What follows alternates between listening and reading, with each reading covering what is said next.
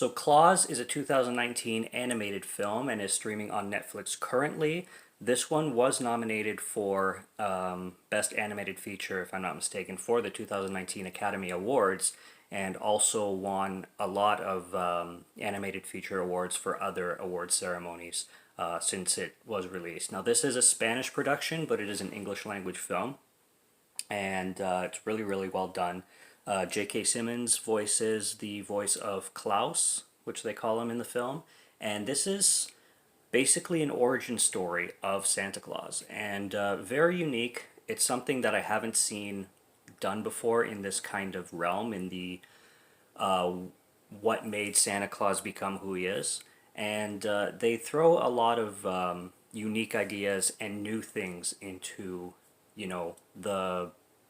the traditional kind of story of Christmas and what everybody knows Christmas to be. They go about it in some unique ideas, and it's kind of a Christmas build story, which I really, really enjoyed.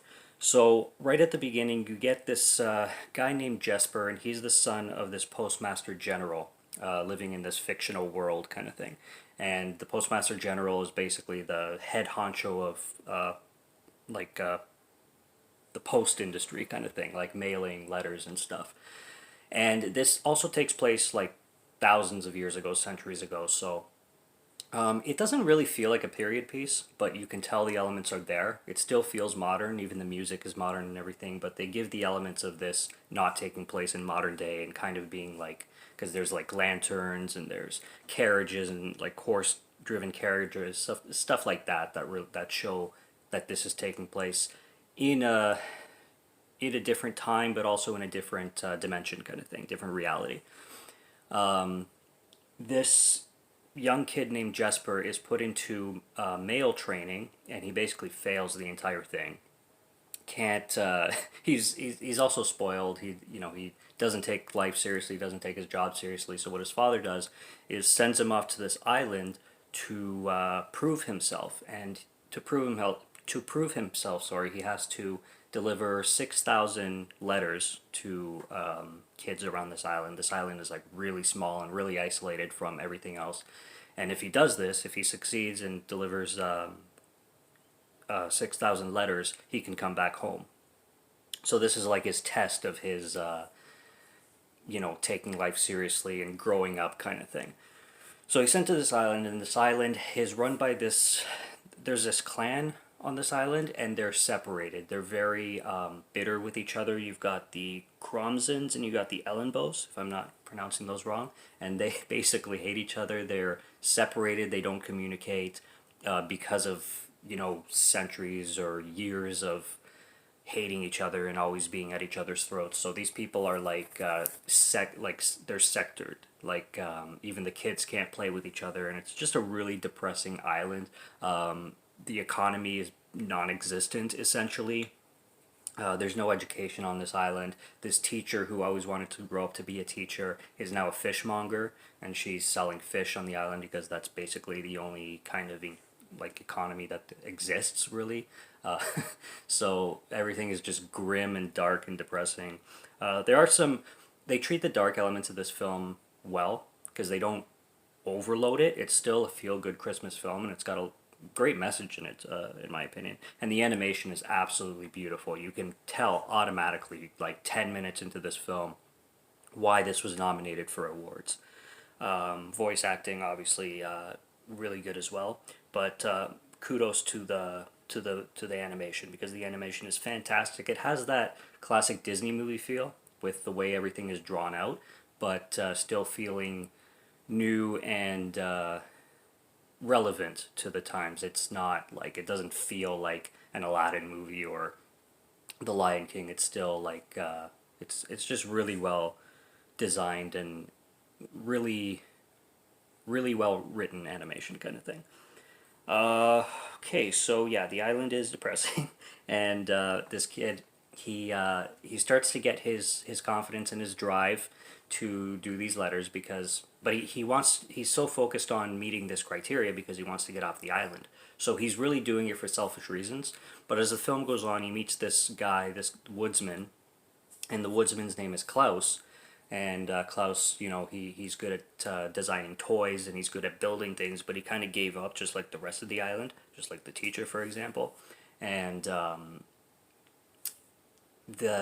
he's trying to get these letters from these kids, telling them that if they write a letter and pay a penny or something like that, they'll get a toy for Christmas.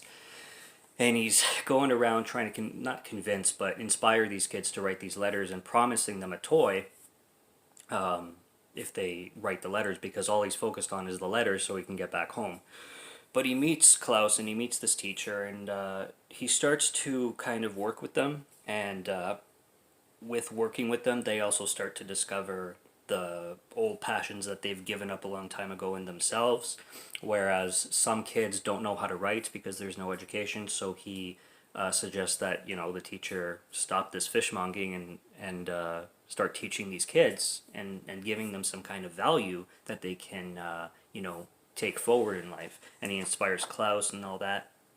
And it really is an origin story, and a really well thought up one, where it explains, like, how the whole sleigh and the reindeer came about. Like there's one point where they have to go find the reindeer and tame them because they want to get places faster, and the horse and carriage are just moving too slow to deliver all these presents. So it explains to you, like, where the presents, or sorry, where the deer, the reindeer, where all those came from.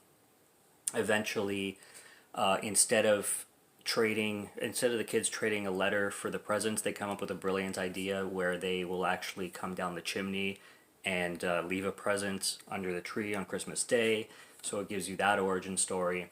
And Jesper basically revamps this whole island and brings the spirit and joy back from the ground. Basically, he starts from nothing and he builds something glorious and magical, and discovers things about himself that he never knew he had. And from his, like, selfishness growing into givingness, it teaches him a lot, kind of thing.